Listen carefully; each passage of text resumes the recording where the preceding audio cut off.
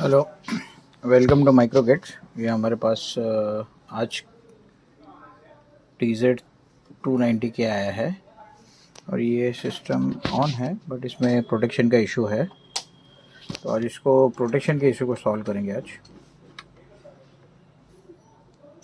Volume आ गया है, TV protect, ये पोर्टेबल प्रोटेक्ट है जिसमें एम्पलीफायर का इशू है। इसको सॉल्व करते हैं और आते हैं। ये अभी इसके एम्पलीफायर सेक्शन में जो प्रॉब्लम था वो सॉल्व कर दिया है। अभी इसको चालू करते हैं।